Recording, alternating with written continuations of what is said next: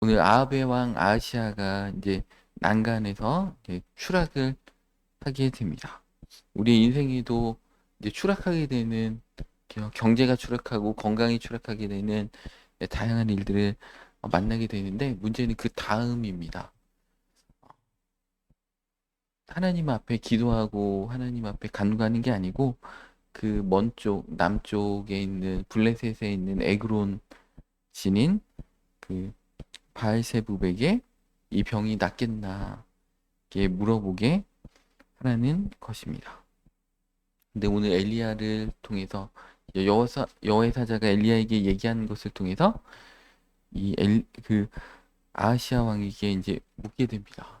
하나님이 없어서 이스라엘에 하나님 안 계셔서 다른 나라의 신인 이 우상 바알세붑에게 묻느냐 이렇게 얘기하고 있습니다. 원래 바알세붑이 아니고 바알세불이거든요. 이 바알이라는 것은 주인, 아버지 이런 뜻이 있고 세붑은 이제 파리입니다. 그러니까 파리의 주 이렇게 비꼬아서 이렇게 얘기하는 거죠. 이 바알세불이라는 뜻은 높은 처소의 주 이런 뜻이 있습니다. 근데 너희들이 높은 처소의 주라고 얘기하는 그 바알세불은 사실은 바알세붑이다. 파리의 신이다. 어둠의 신이다. 이렇게 이름을 바꿔서 얘기하는 것입니다. 그래서 예수님도 열심히 이제 사역을 하시고 그랬더니 예수님이 치유가 일어나고 예수님을 통해서 막 귀신 들린 자가 나음을 받고 이러니까 예수님이 바알세붑의 힘을 힘입어서 그렇게 하는 것이다라고 종교 지도자들이 비난했잖아요. 우리 교회도 이렇게 인근에 있는 식당 그 사장님 부부가 얘기하는 거를 누가 지나가다 들었대요. 우리 교회가 사이비 교회인 것 같다. 이런 얘기를 했다고 합니다. 기도를 크게 해서 그런가. 그러니까 사이비 소리 듣는 순간에 예수님을 닮아가는구나. 예수님도 사이비라고 했죠. 바울도 이단이라고 했죠. 이렇게 그런 소리 들으면 신앙생활 잘하고 있구나. 이렇게 생각하시면 되겠습니다. 그래서 이, 이 하나님 대신 이렇게 왜 이렇게 우상의 것들을 붙들까? 너무나 안타까운 것 같습니다. 그래서 하나님은 자기 침상에서 기도하면 만날 수 있는 분인데 그 멀리 사신을 보내서 그 수백 킬로의 그 블레셋까지 사람을 보내서 이렇게 하는 그러니까 오늘 당장 기도하고 하나님을 만나면 되는데 멀리 있는 것이 뭔가 더 좋아 보이고 대단해 보여서 뭔가 다른 어떤 도움을 찾는 인간의 미련한 모습들이 있다라는 것입니다. 그래서 오늘 가는 사신은 이제 엘리야가 중간에 만나서 가지 말라. 하나님의 말씀을 전하는 거죠. 하나님이 안 계셔가지고 네가 이렇게 하느냐. 네가 결코 병상에서 내려올 수 없다. 하나님을 의지하지 않고 세상적인 방법을 의지하는 자에게 그죠. 우리가 병원 아프면 병원도 가고 그렇게 하는 게 맞는 거지만 또 전문가를 만나서 대책을 세우고 그죠. 법률 전문가, 부동산 전문가, 각종 전문가들, 상담 전문가를 만나서 그죠. 기독교인들 가운데도 상담 그 뭐 심리 상담이나 그죠. 이런 거 받으러 가시는 분들 많죠. 정신과 상담이나. 네, 그런 것도 좋지만 그 전에 먼저 하나님 앞에 기도하고 가는 게 좋겠다. 하나님이 모든 것의 주인이신 것을 알아야 되는데 자꾸 이 바알자 들어가는 세상의 주인이죠. 높은 하늘의 주인이라는 높은 하늘의 주인은 사실 우리 하나님 아버지인데 사람들은 바알세불이 높은 처소의 고귀한 주인이라고 이렇게 잘못 생각하고 그렇게 한다라는 것입니다. 그러면서 4절에 엘리야가 네가 올라간 침상에서 내려오지 못할지라 네가 반드시 죽을 것이다. 이렇게 얘기를 합니다. 그럼 어떻게 됩니까? 회개해야 되겠죠. 회개하고 이제 하나님의 도움을 구하고 이렇게 해야 되는데 그렇게 한 게 아니고 8절에 그 인상착의를 이제 이 아하시아 왕이 들었잖아요. 그는 털이 많은 사람인데 허리에 가죽띠를 띠었더이다. 왕이 즉시 알아봅니다. 그는 디셉 사람 엘리야로다. 아버지 아방한테 얘기 많이 들었겠죠. 그리고 아버지 아방이 선지자 미가의 말을 듣지 않고 죽는 것을 봤잖아요. 근데 왜 이렇게 봤는데 아들은 또 그럴까? 그죠? 세상의 우상을 의지하고 하나님을 의지하지 않고 그 자기 부친 왕이 부왕이 하나님의 말씀을 어겨가지고 뻔히 이렇게 죽는 것을 보면서 자기도 동일하게 이렇게 했다는 것입니다. 평생 아방을 따라다니면서 회개를 촉구했던 이 엘리야에 대해서 인상착의만 듣고도 안다는 거죠. 아버지한테 들었다는 거죠. 얼마나 잘 들었으면 그냥 털이 많고 허리에 가죽띠를 쪘습니다. 그랬더니 그는 엘리야다. 기가 막히게 잘 알면서 회개하고 순종의 자리로 가진 않고 그렇다는 것입니다. 그래서 아버지의 걸음에서 한 발짝도 나가지 못한다. 우리는 다른 사람의 인생에서 배워야 되는 거죠. 반면교사를 삼고 하나님을 잘 섬기지 못해서 이렇게 징계받는 자들을 통해서 우리는 반면교사를 삼아야 되는데 그걸 통해 배우지 못하면 어떻게 됩니까? 자기의 인생을 통해서 값을 치러야 된다는 거예요. 인생 짧은데 자기 인생으로 값 치르고 언제 하나님 나라 사명을 감당합니까? 인생이 얼마 안 남았는데 그러다가 한 달란트 받은 자와 같이 악하고 게으른 종아 이렇게 책망받기 받는 그런 자리에 서면 안 되잖아요. 우리는 정말 다른 사람들 하나님은 우리에게 이 특별히 성경에 있는 다양한 인물들을 보여주면서 솔로몬부터 다양한 인물을 에서 이런 자들을 보여주면서 어느 시점에서 무너지고 어떤 단점을 갖고 있고 그래서 그의 일생이 어떻게 됐고 이게 성경에서 적나라하게 우리에게 경고의 말씀을 이 성경 66권을 통해서 너무나 구체적으로 얘기해 주고 계시는데 우리가 이런 것들을 보면서 우리는 피해가야 되겠죠.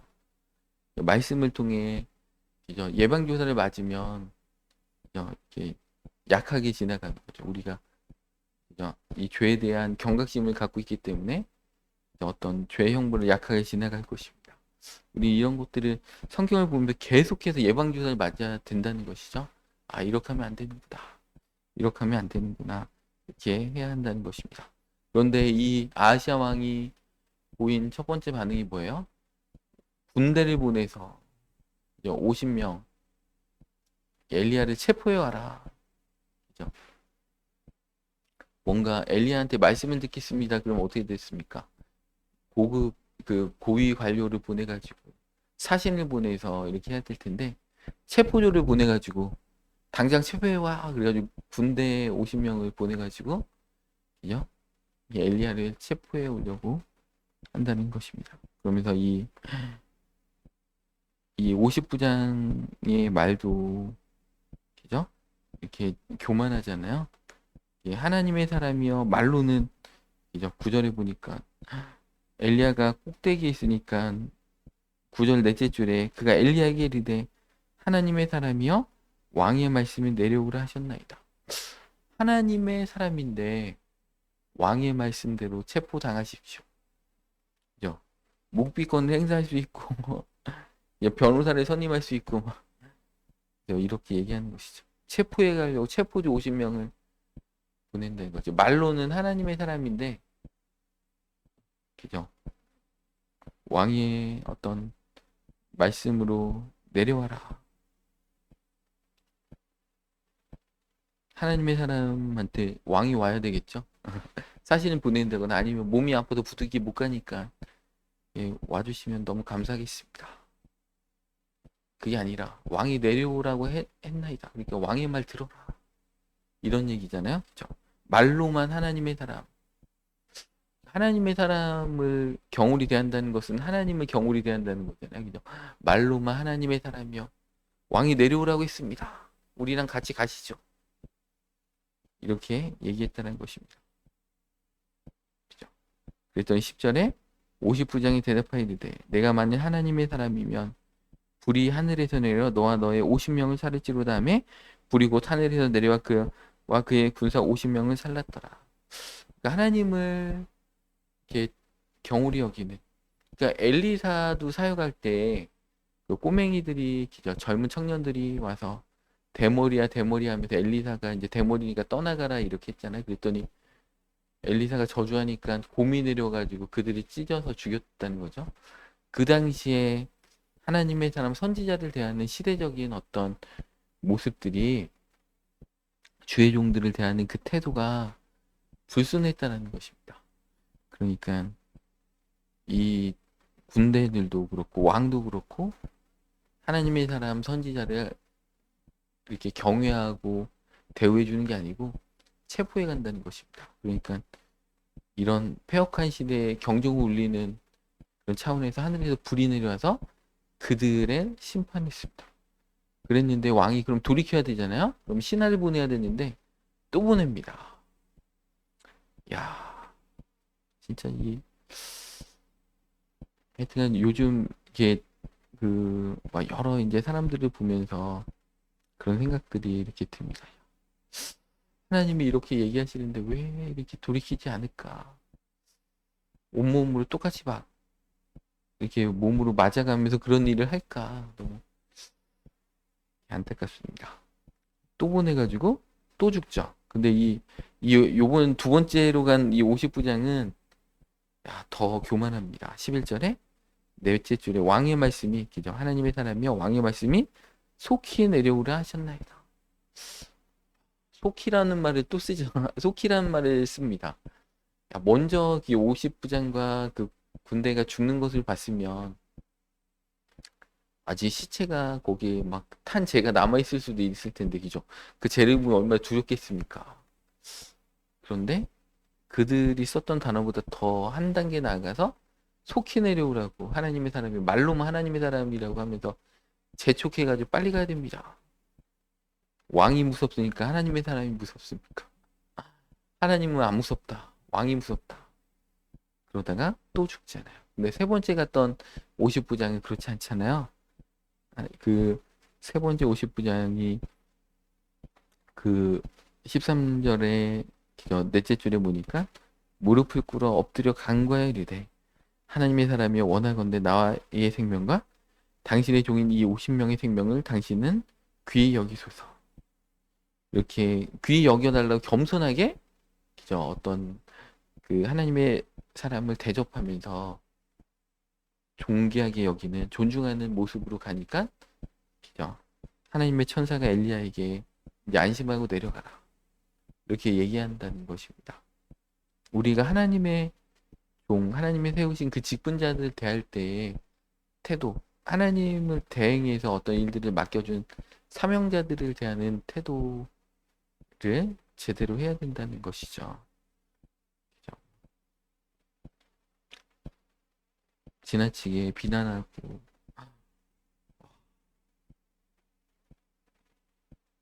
그런 일들을 가끔 저는 이제 가끔 이게 그런 것들 보면서 깜짝 놀래요. 이분이 겁이 없으시구나. 목사님한테 화를 내네. 어떻게 하면 목사님한테 화를 낼 수 있을까?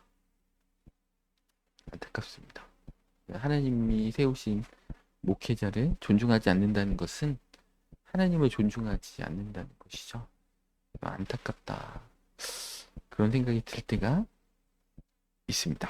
그래서 그 심판받을 일이잖아요. 하나님의 사람을 막대한다는 게 얼마나 두려운 일인지 모릅니다. 율법에도 부모에게 욕하는 자는 돌 맞아서 죽는다. 이제 돼 있잖아요. 그죠? 하나님이 세우신 그 권위를 업신여기 질서를 깨는 것을 하나님은 너무나 싫어하신다. 이렇게 말씀하고 계십니다. 모세를 대적했던 다단과 아비람과 그런 고라의 무리들 어떻게 됐습니까? 땅이 갈라져서 산채로 죽었다. 는 것입니다.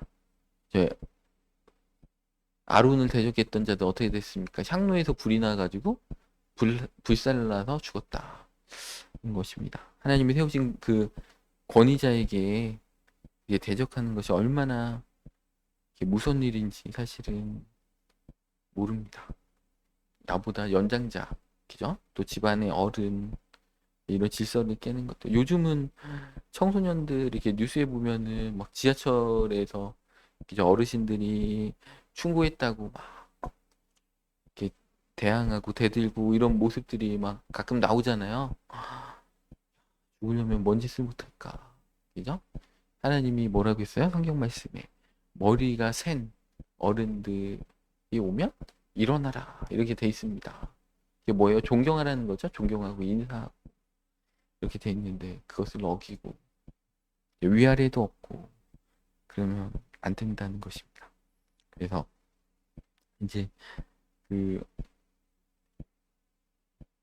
이제 100명의 사람들이 이렇게 죽고 왕권으로 하나님의 말씀을 정면으로 대적하는 거잖아요. 하나님의 말씀 앞에 자기가 엎드리고 이렇게 그래야 되는데 그죠? 아하방도 그랬잖아요. 시드기야, 미가야에게 그죠? 나에게 그 흉한 예언만 하는 자다. 저를 가둬버려라 이렇게 된 거잖아요. 어쩌면 이 아들도 똑같을까? 엘리야 체포해 오라고 이 군대를 보내지 않습니까? 자기가 듣고 싶은 말만 좋아하고 사실을 외면하고 듣고 싶은 말만 좋아한다는 것입니다. 그래서 하나님의 말씀을 막는 거죠. 그러니까 자기의 잘못을 돌이키는 게 아니고 자기에게 이제 당신은 병상에서 이제 못 내려온다. 그 말씀을 전한 하나님의 입 선지자를 가두면 이제 하나님의 선포가 예언이 성취되지 않을 거라고 뭔가 착각한 것 같습니다. 그래서 저 사람이 화근이다. 저 사람을 혼내야 되겠다. 이렇게 얘기한 것 같습니다. 그럴 때 어떻게 됩니까? 하늘에서 불이 내려와서 하나님의 말씀을 대항하고 하나님의 말씀을 경홀히 여기니까 하늘에서 불이 내려와서 엘리야가 하늘에서 불 내렸다는 거 분명히 들었을 텐데 저 갈멜산 전투에서 850명의 선지자들을 죽이고 하늘에서 불이 내렸다는 걸 들었을 텐데 왜 이렇게 까먹을까? 이게 안타까운 것 같습니다. 그러니까 은혜의 불이었잖아요. 사실은 갈멜산의 불은 은혜의 불이었습니다. 그죠? 그 이스라엘 백성들한테 바알이 하나님인지 여호와가 하나님이신지를 알게 해주는 어떤 은혜의 불이었다면 지금의 불은 뭐예요? 심판의 불이잖아요. 너희가 어느 때까지 기저 바알과 하나님 사이에서 머뭇머뭇하려느냐. 이런 은혜의 불을 이렇게 망각하는 자들은 심판의 불을 당하게 된다는 것입니다. 그래서 이 오늘 세 번째로 온 50부장 같이 겸손해야 되겠죠?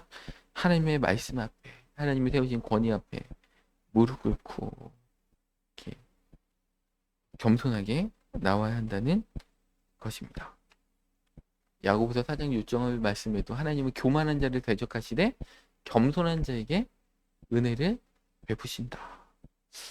그래서 어떤 경우에도 교회 어떤 기적 권위자들한테 뭐 교회 권사님이나 장로님 안수 집사님이 있는데 평신도 분들이 막 기적 권사님한테 막 대들고 이러면 안 되겠죠. 교회에 세우신 권위들 성경에 나오는 직분인데 그죠? 하나님이 세우신 질서인데 존중해야 된다는 것입니다. 그래서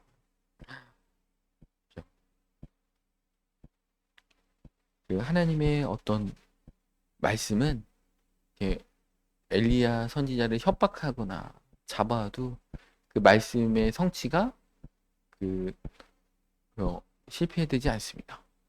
그렇게 협박하고 말씀을 막으려고 그런 얄팍한 수를 썼음에도 불구하고 이 오늘의 아시아 왕은 침상에서 내려오지 못하고 죽었다는 것입니다. 그래서 그 뒤에 또 아들도 없이 또 2년 만에 죽어서 아들도 없이 다락에서 떨어졌다는 것은 우연이 아니잖아요. 우리 삶에 고난이 있다는 그 우연이 아니잖아요. 하나님이 아이샤에게 뭔가 돌이키고 하나님을 찾을 만한 은혜를 주시고 기회를 주신 건데 끝까지 하나님의 말씀을 거부하면서 그냥 단명하게 되고 아들한테 왕위도 이렇게 물려주지 않고 이렇게 죽게 됐다라는 것입니다.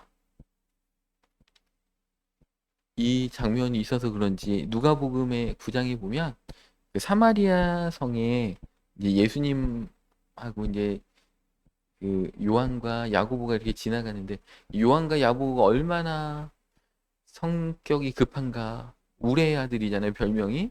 그죠? 그런데 나중에 요한은 사랑의 사도가 됐잖아요. 예수님을 뜨겁게 만난 다음에.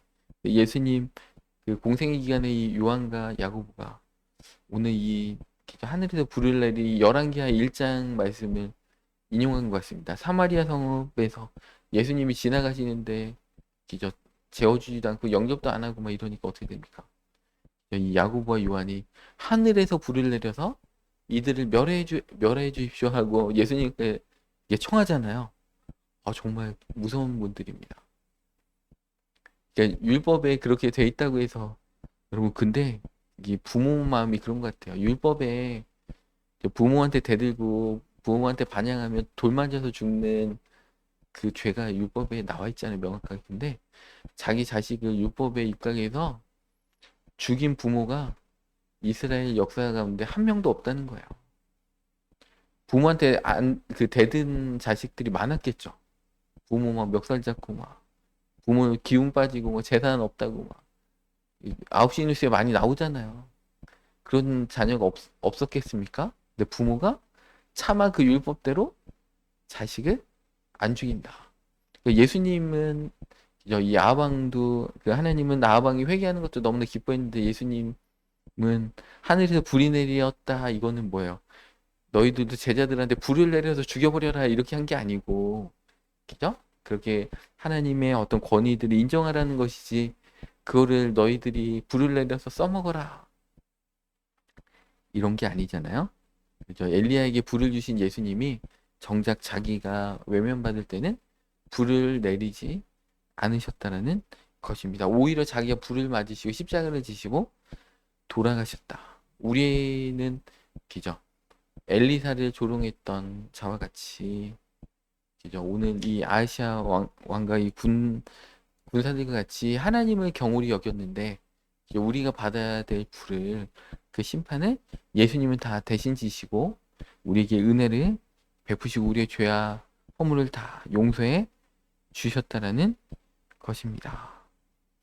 오늘 이 겸손한 50부장과 같이 대신 하나님 앞에 무릎 꿇으시면서 대신 저들의 죄를 용서해 주십시오라는 예수님의 어떤 헌신이 있었기 때문에 우리가 불을 안 맞아서 사는 거지. 우리도 이스라엘 백성들 같이 광야에서 지냈으면 벌써 이제 광야에서 죽었겠죠. 그런데 하나님의 크신 은혜로 주님의 은혜로 우리가 살고 있다. 우리도 오늘 이게 열왕기하 1장 말씀을 통해서 질문을 해야 됩니다. 위기가 왔을 때 우리가 제일 먼저 달려가는 곳이 어디인가? 에그론으로 사절단을 보내는 장가 아니면 하나님 앞에 우리가 무릎 꿇고 간구하는 장가? 그죠? 이렇게 물어보신다는 것입니다. 그리고 남의 인생에서 배워야 되겠죠. 이 아시아 왕은 아버지 아합의 그 일들을 빤히 다 지켜봤는데, 그죠? 이세벨이 또 어떻게 죽는지 다 봤는데 아버지의 최후를 보고도 전혀 배우지 않고 똑같은 길로 가는 자가 됐다라는 것입니다. 그리고 세 번째는 겸손하게 하나님 앞에 나가야 된다. 무릎 꿇는 인생, 50부장 같이 겸손할 때 주님 앞에 은혜를 받는 것처럼, 그죠? 이스라엘에 하나님이 없어서 그 바알세부베에 가느냐. 하나님은 우리 곁에 언제나 계십니다. 그래서 우리 인생의 문제 가운데 하나님 앞에 더 가까이 붙어서 오늘 아하시아 왕의 그런 길로 가지 마시고 정말 엘리야의 길, 하나님의 사명의 길로 들어가시고 오늘 열왕기하 1장 말씀을 통해서 이 교만한 50장들 같이 하지 말고 하나님의 사람을 존중하고 하나님이 세우신 권위와 질서 안에 순종하면서 우리의 자리를 지키는 생명의 길로 다 들어가시는 우리 모두가 되시기를 이 시간 축원합니다. 함께 기도하겠습니다.